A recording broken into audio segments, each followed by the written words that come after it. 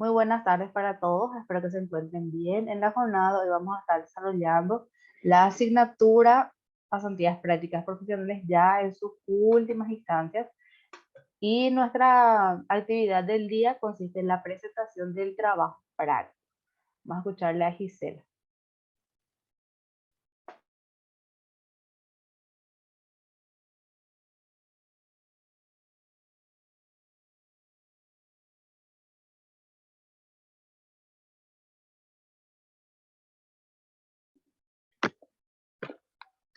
Está un poquito grande para su internet.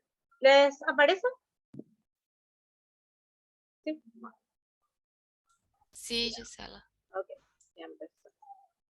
Buenas noches a todos. Yo les voy a hablar de la logoterapia de Víctor Frank.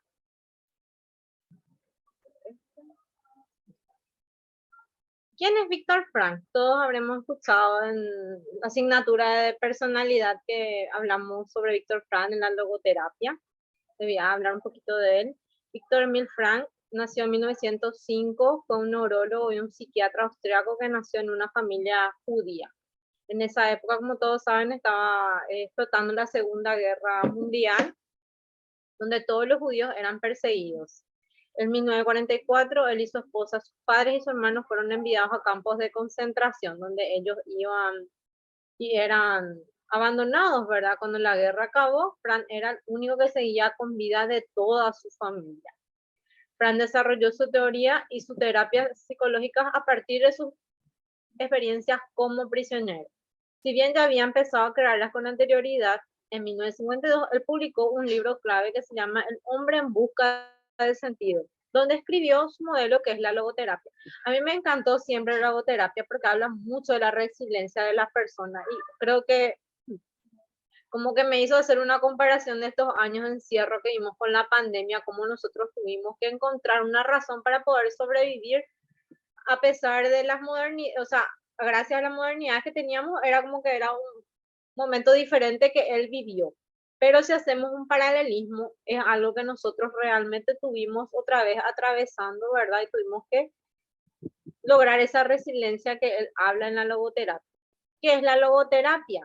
Es un método de tratamiento psicoterapéutico que parte del espíritu, pero no se centra en la religión. Él no habla de una religión específica, él habla del sentido de la espiritualidad y la creencia que el ser humano tiene, o sea, que busca un sentido para vivir, que el ser humano necesita una razón, una motivación para poder seguir adelante su día a día. Y acá justamente dice eso, que dejemos hablar en claro que el espíritu no nos referimos a la parte religiosa. Eso quiero recalcar otra vez porque muchas personas creen que al hablar de espiritualidad hablamos específicamente de catolicismo, hablamos del judaísmo, hablamos del budismo o de cualquier tipo de religión y no es así. Es la capacidad que tiene el ser humano de trascender en sus valores que tiene. Ahora, ¿cuál es la diferencia de la psicoterapia y la logoterapia? La logoterapia parte en la base de la espiritualidad de la persona y su objetivo principal es conducir a la persona a una autodeterminación, aceptando la responsabilidad que él mismo tiene de su vida y de sus acciones, fortaleciendo su sentido de individualidad. Yo como persona soy responsable de mí mismo y de mi presente, de mi pasado, de mi futuro.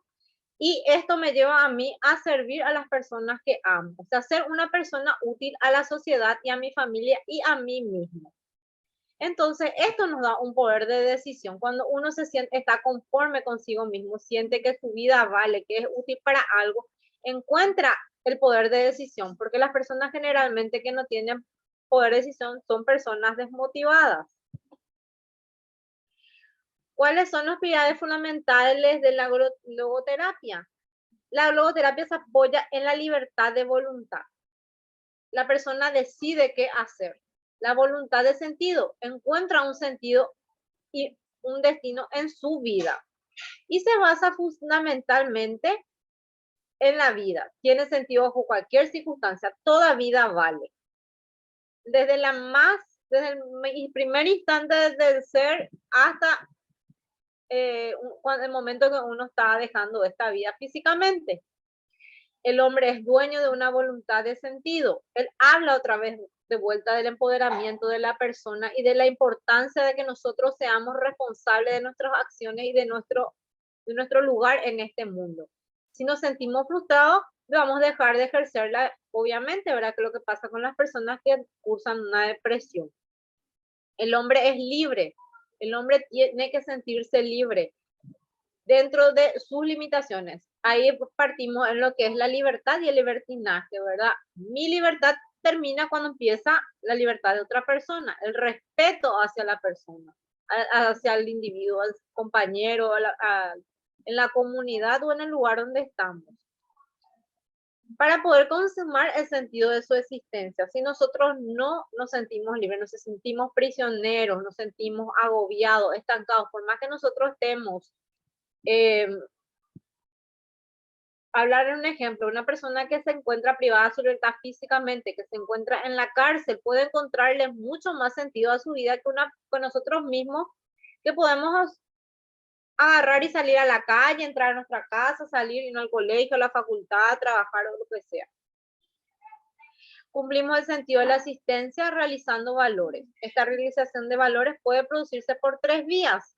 Los valores de creación, que es el primer instante que nosotros nacemos. Los valores de experiencia es lo que nosotros vamos aprendiendo a lo largo de nuestra vida. Y los valores de actitud es la forma que nosotros encaramos la vida. Entonces, ¿qué es el sentido de la vida? Acá lo el ejemplo de que una persona ve puede tener varias opciones. O sea, el sentido de la vida para mí no va a ser el mismo sentido de la vida para la profe, no va a ser el mismo sentido de vida para Mau, para Amada. ¿Por qué? Porque eso depende primero que nada de las circunstancias en que la persona está viviendo, el entorno en que se está moviendo, quiénes son los que rodean su entorno, con quienes ella comparte. Entonces dice, el sentido de la vida difiere en cada individuo, nunca es igual, en cada persona es diferente, en cada momento que nosotros estamos atravesando nuestra vida. Nosotros hace un año éramos una persona, hace 2 años atrás vivíamos una situación diferente y el próximo año nosotros vamos a estar en otra situación diferente. Y en cualquier hora es algo cambiante. Por eso dice que la vida puede cambiar en tan solo un segundo o un minuto.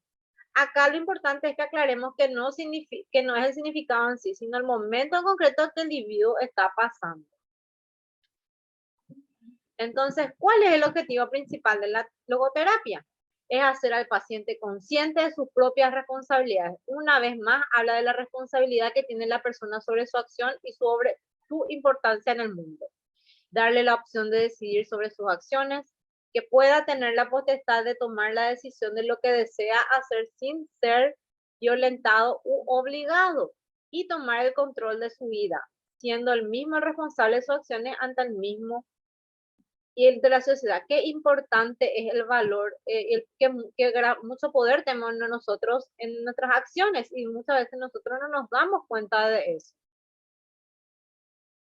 ¿Cuál sería la función del logoterapeuta?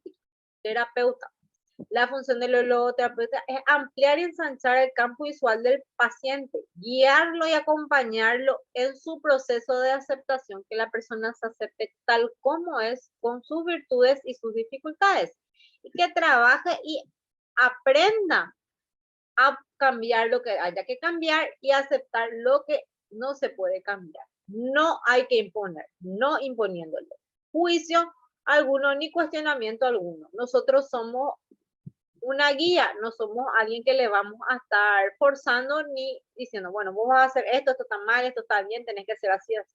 No. El verdadero sentido de la vida debe ser encontrado por la persona en el mundo y no dentro de su propia psique. La autorrealización no puede alcanzarse cuando se considera un fin en sí misma, sino cuando se la toma como un efecto secundario la propia trascendencia. ¿Qué quiere decir esto? Que habla mucho del entorno en que se encuentra la persona. Uno tiene que ser realista en lo que es su realidad y de lo que realmente puede realizar en ese momento. A mí me encantaría ser millonaria, pero para ser millonaria yo tengo que trabajar muchísimo, tengo que ser narcotraficante, ¿verdad? Entonces, yo si vivo pensando que no voy a ser millonaria, me frustro con eso, no voy a ser nunca una persona feliz. Sin embargo, si yo digo, bueno, yo quiero ser millonaria, pero bueno, narcotraficante no quiero ser porque me van a matar o le van a matar a mi familia, pero si yo trabajo, duro, en algún momento yo capaz que alcance un nivel económico que yo deseo y que me sea aceptable. Pero al aceptar yo esa decisión, también tengo que aceptar ser feliz con la situación que estoy viviendo en ese momento y cuál es mi verdadera realidad. Víctor Frank hablaba mucho de la teoría del ser humano, de sufrimiento y significado. Esto más bien se basó en el tiempo que él estuvo en los campos de concentración, ¿verdad? Frank consideraba que la experiencia humana tiene tres dimensiones: la somática, física, la mental y la espiritual. Según este autor, el origen de las alteraciones psicológicas es la falta de la fortaleza en la dimensión espiritual, así como el sentido de la vida. Esto nosotros vemos principalmente en las personas que son sobrevivientes de grandes catástrofes, ¿verdad? Cuando habla de la parte física, en el caso de las personas que estuvieron en los campos de concentración, ¿verdad? Que estuvieron sometidos a muchas hambrunas, a mucho, nosotros en la pandemia que estuvimos encerrados, no sabíamos si podíamos volver a salir, no sabías si le ibas a volver a ver a la persona, te encontrabas encerrado en tu casa, tenías que enfrentar tus temores de tu hogar, ¿verdad? De repente tu pareja que vos agarrabas la calle y salías y volvías ya cansado para no ver los problemas que tenías que hacerte cargo 24 horas de tu hijo, sentarte a hacer las tareas, y las personas que tenían que salir a trabajar con temor a enfermarse o a enfermar a sus seres queridos. Y la espiritualidad, que es lo que al fin y al cabo nos ayuda a sostenernos y a lograr esa resiliencia para poder salir adelante y encontrar esta fortaleza que necesitamos para encontrar el sentido a la vida. Víctor Frank también hablaba de tipo de neurosis, según la función que la provocaban. La noógena, que surge como consecuencia del vacío existencial. Nosotros no tenemos una razón para vivir, no encontramos alguna razón, no tenemos ninguna voluntad, nada que nos motive a levantarnos, por ejemplo.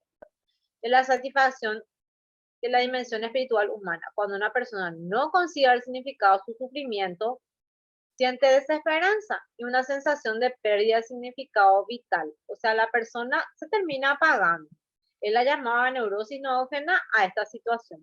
La colectiva. La neurosis de este tipo afecta a un gran número de personas. Lo que nos pasó en la pandemia, nosotros todos entramos en psicosis, no sabíamos qué iba a pasar, creíamos que nos enfermábamos porque consumíamos verduras no lavadas, traíamos cosas al supermercado y más de uno desinfectaba, llenaba todo de alcohol y limpiaba. Esto se comparte con un gran número de personas de la misma cultura o que nacieron en una época determinada. Definió 4 actitudes con la molestia colectiva. El fatalismo, que cree que todo tiene causas externas. O sea, todo le va a matar. Todo lo de afuera le hace daño. El fanatismo, que son las creencias religiosas, ¿verdad? Que no tolera el resto. En este caso podemos dar un ejemplo de los testigos de Jehová, que ellos no aceptan la transfusión de sangre porque creen que es impuro. La falta de atención al futuro, la conformidad o el pensamiento colectivista. Pasa, mija, te hablo. De domingo, esta a mí me llamó mucho la atención porque yo siempre trato de liberarme los domingos para pasar solamente con mis hijas sin hacer otras actividades que no sea trabajar o estudiar. Muchas personas tratan de dar sentido a sus vidas a través del trabajo y del ritmo frenético de la semana. Esto es lo que, como nosotros estamos acostumbrados a que nuestros días sea de lunes a sábado y que el domingo pasemos en familia. Cuando llega el fin de semana, las vacaciones, la jubilación, se tiene tiempo libre, aparecen sentimientos de apatía. Generalmente la persona que está acostumbrada a tener un ritmo frenético de trabajo, sale de repente un mes de vacaciones, ya empieza a aburrirse, ya empieza a querer buscar volver al trabajo, no sabe compartir. Mi papá, por ejemplo, para darle un ejemplo, él era bancario, ¿verdad? Él trabajaba 24 horas al día. Yo recuerdo que el día de su cumpleaños, nosotros a las 12 de la noche le teníamos que estar esperando frente al banco en el auto con mi mamá, porque él no dejaba de trabajar. O sea, para él, domingo, lunes, martes, miércoles, vacaciones, enero, febrero, Navidad, no, era igual. Él no encontraba, no hacía ese corte para poder pasar un tiempo de ocio. Y al final se terminó, por supuesto, enfermando. Cuando llega el fin de semana, la apatía, aburrimiento, vacío existencial, en la teoría de Frank esto se conoce como neurosis de amigo y es considerada un tipo de depresión. La persona termina entrando en un cuadro depresivo porque es un círculo vicioso. Desocupación. La neurosis de desocupación es similar a la de domingo, pero se prolonga durante más tiempo. Cuando una persona no tiene ocupación o trabajo, tiende a experimentar un estado de apatía, sentimiento de inutilidad por falta de metas vitales. Esto podemos ver en los jubilados o lo que se conoce también como un síndrome vacío, cuando la mujer toda su vida se dedicó a ser ama de casa y madre y los hijos crecen, dejan el nido, se van, es como que ella no tiene cómo ocupar otra vez su espacio, porque todo el centro de su vida era su familia. La psicogena reactiva, somatogénica y psicomática. Esta clasificación se refiere a los factores que originan la alteración. La neurosis psicogénica tiene causas psicológicas, la actitud, mientras que la reactiva se respuesta intensa al organismo, presencia de síntomas somáticos o psicológicos. La hipocondriasis, por ejemplo. La neurosis somatogénica se dan a funciones biológicas como el piretoidismo, la reactividad excesiva del sistema nervioso, la hiperactividad. Y por último, Fran lo llamó neurosis psicomáticas a los síntomas físicos disparados por factores psicológicos. En esta categoría incluye asma, cuando las personas entran en pánico, se le activa su crisis de asma y le falta el aire. La de confrontación. La confrontación es una técnica basada en la psicoterapia en general. Se trata de hacer ver al paciente en incongruencias y la adecuación de determinadas conductas y actitudes de modo que pueda ser consciente de ellas y modificarlas. Acá la confrontación se usa mucho en la psicoterapia también, ¿verdad? Donde al paciente se le enfrenta con su dificultad o con su problema para que él vea la forma de cambiar eso, encontrar las herramientas para poder sobrellevar eso y poder ir avanzando. Generalmente esto cuesta mucho porque nos cuesta mucho aceptar que nosotros tenemos una dificultad o un problema. Por ejemplo, los adictos les cuesta aceptar su adicción como una enfermedad, porque la adicción es una enfermedad. La intención paradójica, técnica consistente en hacer que el paciente intensifique sus síntomas en contexto nuevo, promoviendo que el síntoma pierda su funcionalidad. Y para finalizar, yo les puedo decir que la logoterapia nos enseña nuestra libertad es limitada. Como yo les dije a un comienzo, la libertad de uno empieza y termina cuando empieza la del otro, que nunca estamos totalmente libres de las condiciones con que convivimos. Como yo siempre le digo a mis hijas, si nosotros le vamos a dar libre albedrío a todo lo que nosotros queremos hacer, sin las reglas, sin las normas, vamos a estar como los animales, totalmente todo suelto en una jungla. Que nunca estamos totalmente libres de las condiciones que vivimos, que sean biológicas, psicológicas, sociológicas, porque el medio nos condiciona muchas veces. Pero en cambio está en nosotros el poder y la libertad de decisión para superar o elegir de acuerdo a la actitud ante la adversidad que pueda enfrentar cualquier condición, estado emocional, enfermedad, dificultades que nos aqueja o presente. Asimismo, como elijamos reaccionar ante la adversidad, la decisión del poder está entre nosotros mismos y tan solo nosotros somos los ejecutores y constructores de nuestro destino y nuestro futuro. Y acá yo les puse una frase del libro de Víctor Frank, que es hay una película también de este libro, El hombre en busca del significado, que es muy linda la película. Dice, lo que hemos vivido en campos de concentración, podemos recordar a aquellos hombres que se paseaban por los barracones consolando a los demás, regalándoles su último pedazo de pan. Tal vez hayan sido pocos en número, pero constituyen la prueba definitiva de que a un hombre se le puede arrebatar todo salvo una cosa, su última libertad, la de elegir la actitud que haga adoptar en cualquier circunstancia, la de escoger su propio camino. Muchas gracias. Bastante interesante tu propuesta, además que a mí me gusta mucho lo que es la logoterapia también y el tema de la espiritualidad y su importancia. ¿Por qué debemos hablar de la importancia de la espiritualidad?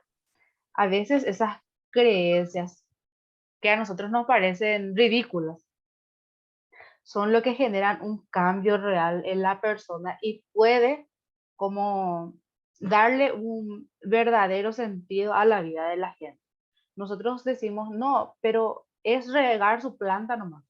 Pero capaz la señora encuentra la tranquilidad y una conexión espiritual con su planta cuando riega y cuando está hablando y cuando les cuida. Entonces, ahí nosotros hablamos un poco también de lo que es la trascendencia y ese dejar el legado. También cuando nosotros hablamos de logoterapia, es importante entender el término valor. Es eso que yo le doy a las cosas, esa es mi actitud, es lo que yo creo que es una cosa, ¿verdad? Para mí, un valor muy importante puede ser darle de comer a los perritos. O sea, una actitud que es mía, que si yo no hago eso, como que mi cotidianidad, mis días no pierden sentido.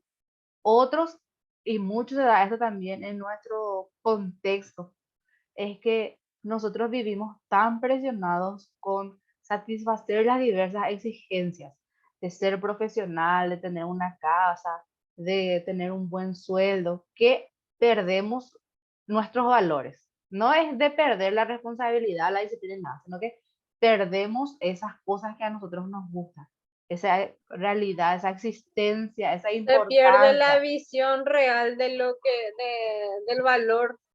Mi papá, Que, por ejemplo, el profe se jubiló a los 42 años. A mi edad mi papá se jubiló porque tuvo un sumenage de tanto que él trabajó. Y eso es algo que a mí me marcó mucho. Por sí, eso a mí me encanta la logoterapia, porque eh, a lo largo de mi vida yo pasé diferentes situaciones, ¿verdad? Yo soy católica, pero yo me doy cuenta de que la diferencia en la persona que termina saliendo de situaciones difíciles, ¿verdad? Porque todos pasamos diferentes situaciones, es eso, el sentimiento de creer en algo, no en importa algo. de lo que vos creas, ¿verdad? Puedes creer en una hoja, que esta hoja es lo más maravilloso para vos. Sí, Y científicamente está comprobado eso, que eso es lo que nos hace sobrevivir y adaptarnos, ¿verdad? sobrevivir, adaptarnos, y también eso es lo que en el campo de la psiconcología, por ejemplo, y de las Sí, enfermedades las crónicas, enfermedades crónicas, que justamente hay de eso que vos decís, tanta gente que que como está ya ahí. tenés una sentencia de muerte ya así, Sí, tenés ya marcado así tu día, pero vos le ves a pero esa persona y la sonrisa y la paz que te transmite es impresionante. sí. Y ellos también de esa manera nos van dejando un legado, ¿verdad? Un legado de cómo comprender el entorno, de la resiliencia ante esa situación problemática, pero no es de una mala manera, no diciendo, ah, Gisela pasó Ay, tantas no. cosas ya y porque yo voy a tener, porque yo no voy a poder vivenciar con este problema, sino al contrario, me invade esa situación, esa entereza que ella tiene, esa manera de afrontar la situación problemática, que ahí, bueno, nosotros podemos ver de una manera diferente también. Y en cuanto a espiritualidad, no solamente en lo que es tras, podemos hablar también de lo que es trascendencia, ¿verdad?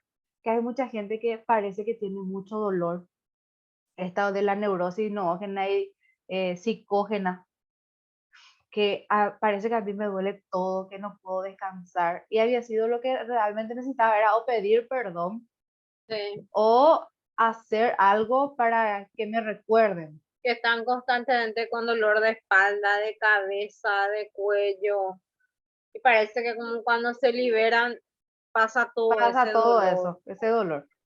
Es Entonces, más, hay un caso de un asesino en serie, ya no me puedo decir el tema, que estaba condenado a morir, ¿verdad, profe? Como estamos hablando, el tema este que estás hablando de cómo influye, ¿verdad?, en la mente el dolor, ¿verdad? Y tenían que hacer un estudio científico, creo que era en Inglaterra, porque los ingleses lo hacen ese tipo de cosas. Y le dicen al señor este, le dicen, bueno, vos tenés que morir, ponele, hoy es 26, mañana 27 a las 12.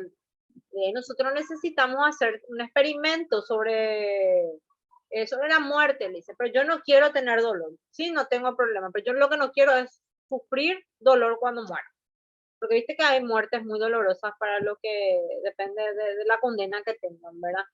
Y le dice, no, no, no, vos no vas a tener ningún dolor, nosotros te vamos a cortar por partes de una manera que vos no vas a sentir dolor.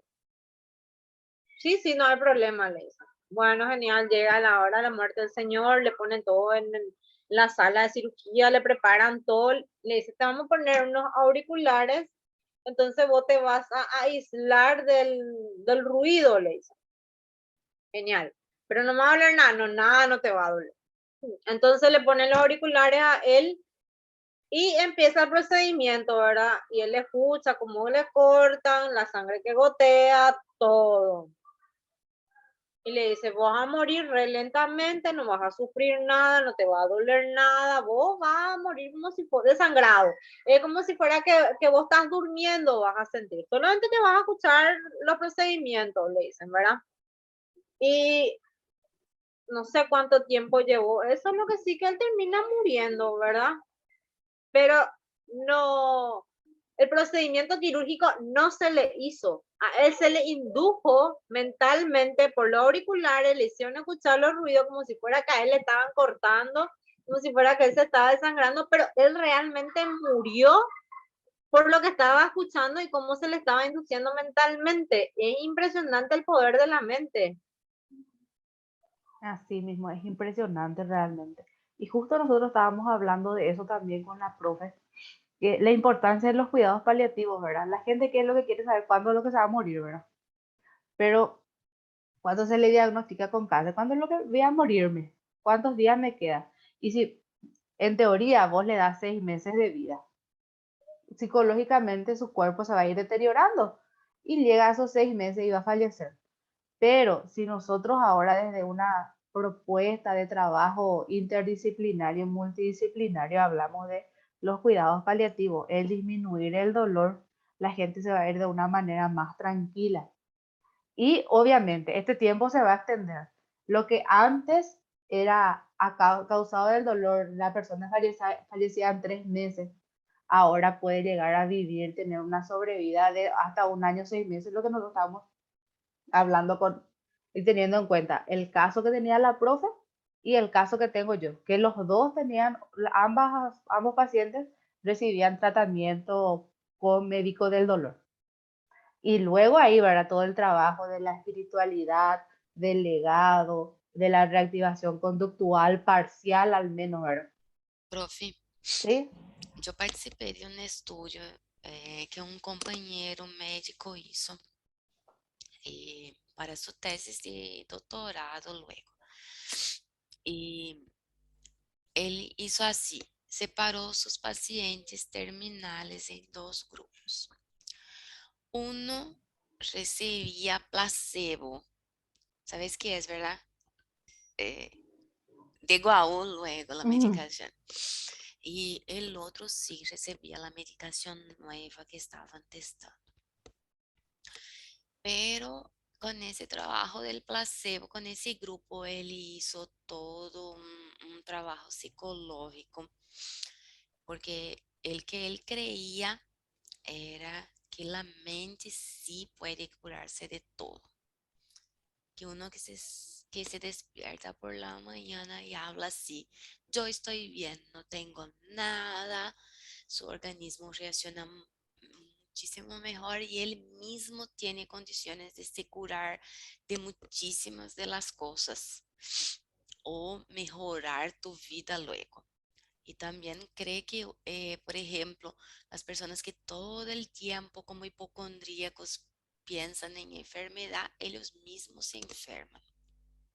Entonces hizo ese trabajo y realmente tenía esa medicación nueva que era una droga muy así, con mucha expectativa de mejora.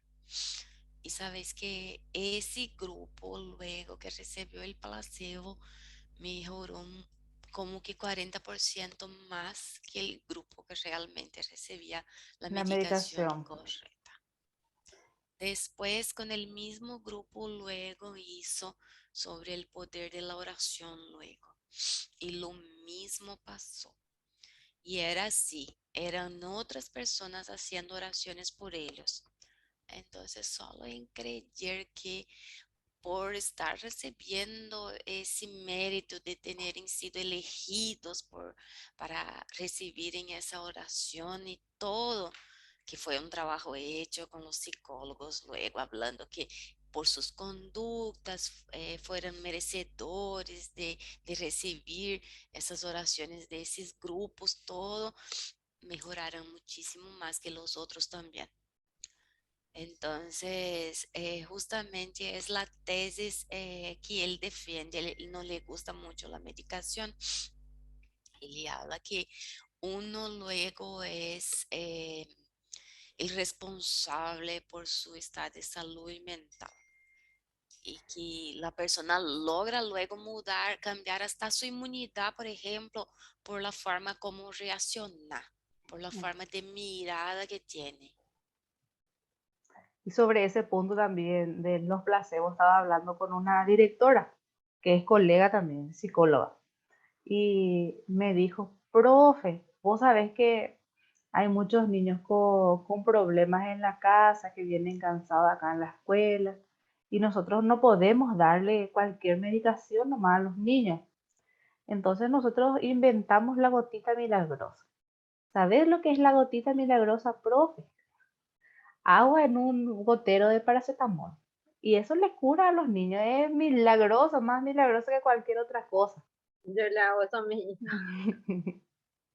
El paracetamol ahí está y eso es lo que a ellos les va curando porque realmente la depresión infantil y los estados ansiosos en niños existen y se dan de una manera diferente que en el adulto, se dan con síntomas somáticos, lo que hace que nosotros al brindarle alguna medicación, ellos creen ya que ese dolor de estómago, ese dolor de cabeza termina Dolor de panza, muchísimo tienen. Dolor de sí. cabeza, dolor de panza. Y el dolor de estómago, el del panza, lo que es luego un síntoma de la ansiedad y de la Esa es depresión. mi hija.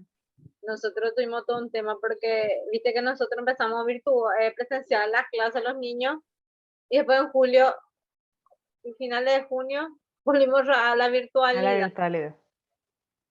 Y el colegio de mi hija, por ejemplo, fue así secuencial para no tan golpe Ah, hacerlo a los chicos. O sea, los grados que estaban con COVID se aislaban. se aislaban. ¿Y ahora cómo están? Y ahora estamos presencial, pero yo llegué a tener una semana, la mayor se fue sola al colegio, había 2 grados nomás, Ujú. y el de ella es otro grado. Y las mellizas 15 días de virtual para antes de las vacaciones. Antes de las vacaciones. Impresionante cómo le disparó la ansiedad otra vez de vuelta. Y Ya. ahora que empezaron el colegio presencial, felices, era Feliz. otra cosa impresionante. Sí. Y eso es muy importante, ¿verdad? Que nosotros tengamos en cuenta también. Y sobre el punto de los valores. Habíamos mencionado que hay tanta gente que tiene buenos estatus profesionales, estatus económico, va desarrollándolo adecuadamente, pero haya sido no se siente feliz, ¿verdad? Está en constante crisis existencial. Y ahí es importante también trabajar desde la logoterapia para que las personas se den cuenta y que se le guíe un poco para ver qué es lo que realmente a él le gusta, qué le da valor a su vida. Y capaz era, no sé, ser fotógrafo, era ir a tomar cocido, quemado con chipa en algún lugar, lo que le hacía feliz. Y esas pequeñas cosas son importantes también que nosotros tengamos en cuenta, ¿verdad? Para ponerlo en práctica en nuestro proceso de intervención desde la psicología, utilizando las diversas herramientas que tengamos para mejorar la salud mental de la persona, promoviendo siempre, ¿verdad? Que nuestro trabajo sea visto de una buena manera, porque a veces nosotros vivimos en contra de la corriente de un sistema que no nos apoya significativamente a los psicólogos, de diversas, en todas las áreas, ¿verdad? En todas las disciplinas. Ahora estamos un poquitito mejor, se están logrando cosas, pero todavía no vamos a llegar al nivel de Brasil, ¿verdad? Como estaba comentando Mau, con todas las buenas cosas que se esperan lograr con esa reglamentación. Ojalá que acá se repita también algo similar y que al menos existan más centros de atención a la salud mental, porque es sumamente importante.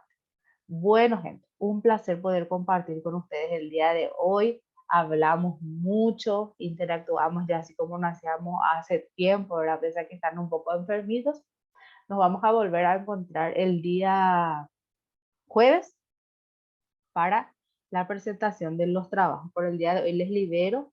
Espero que Mau y Marcelino se repongan pronto. Cualquier cosa me tienen que avisar nomás también si es que están con mayores problemas de salud. Así también, Amada, Cualquier cosa me preguntas nomás si tenés problema con tu trabajo. Profe, yo quiero solo sacar una duda más Sí, ahora, justamente sobre el trabajo. Son 3 temas, el TCC, la logoterapia y Gestalt, ¿verdad? sí, sí. Pero somos en muchísimos más que 3. Entonces se va a repetir, ¿verdad? Se va a repetir. Pero la ventaja de TCC es que tiene muchas técnicas. Entonces ustedes pueden elegir nuevamente una de las técnicas del TCC si es que van a usar de ahí. Dale, profe. Y así como habló Gisela entonces, porque sabes que me lié todo. Yo iba a ser totalmente distinto luego. Así como hizo Gisela, está muy bien.